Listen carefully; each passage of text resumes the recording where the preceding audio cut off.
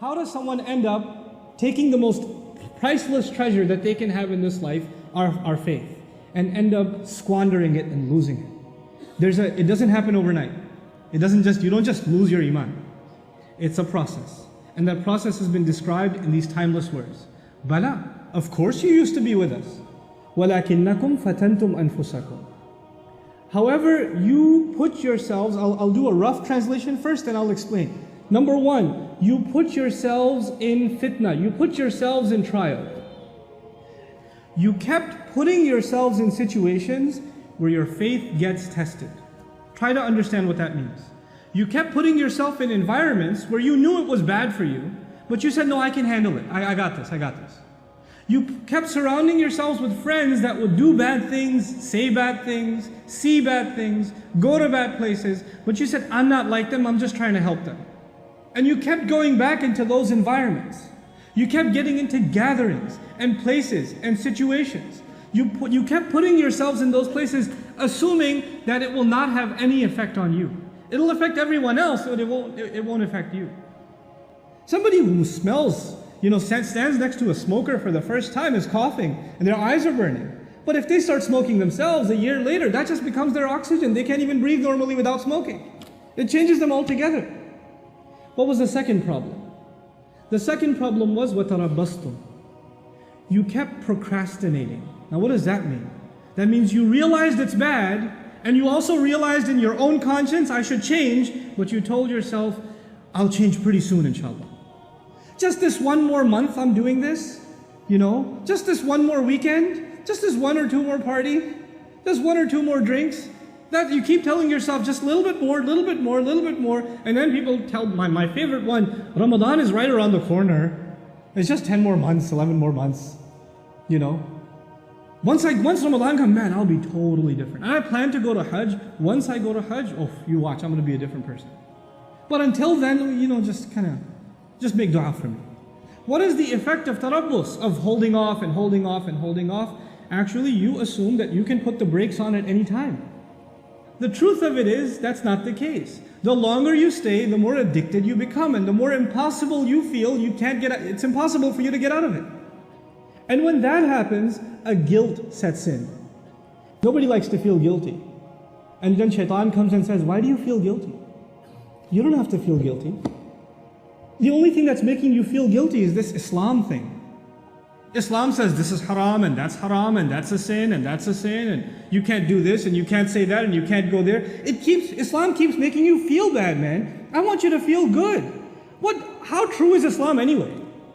And now the thoughts start running in this person's mind, a man or a woman. Why am I even following Islam? It seems like it just wants me not to be happy. I just want to live my life, man. I just want to be free. I just want to be able to do what I want. I just want to be able to hang out with my friends. I'm not so sure about the Quran anyway. How do we even know there is a God?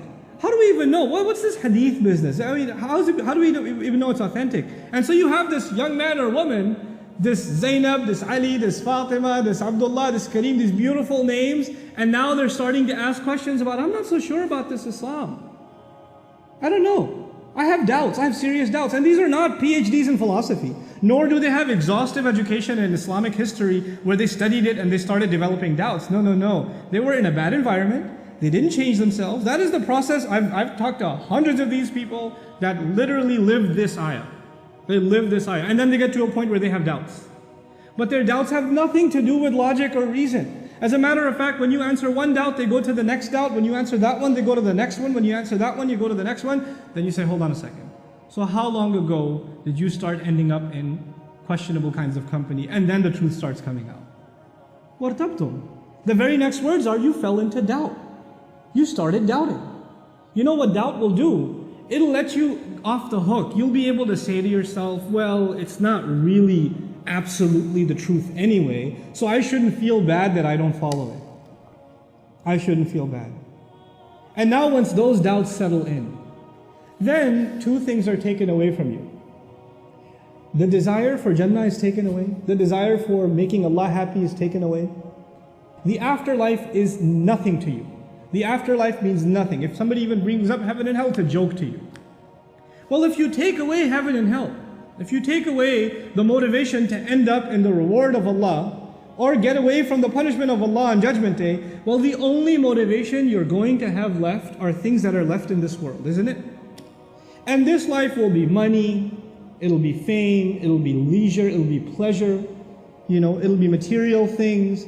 That's all you ever think about, that's all you ever care about, that's all you ever want to know about, that's the only thing that ever interests you, that's the only thing you make efforts towards, because you think all of these things are going to bring you happiness. They'll bring you contentment. So the next words are, وَغَرَّتْكُمُ الْأَمَانِيُّ. False hopes deceived you. You had false hopes that some kind of worldly thing will bring you happiness, and you ran after it. You gave all of your life to it. You keep looking for something more to fulfill you and fulfill you, because the thing that will completely fulfill you, the pleasure of Allah, is no longer there. That desire is no longer there. وَغَرَّتْكُمُ الْأَمَانِيُّ حَتَّى جَاءَ أَمْرُ اللَّهِ, until the decision of Allah came. This was your life. This, according to the believers, is a summary of a person's life that lost their faith. They started just with putting themselves in a questionable environment, and from there, it's a downward spiral. Automatically, the next thing is you start getting hooked on it, you put off, and then later on you start developing doubts, and from there, the only thing you ever work towards is worldly, lustful, material gain, material desires. مولاي صل وسلم دائما أبدا على حبيبك خير الخلق كلهم.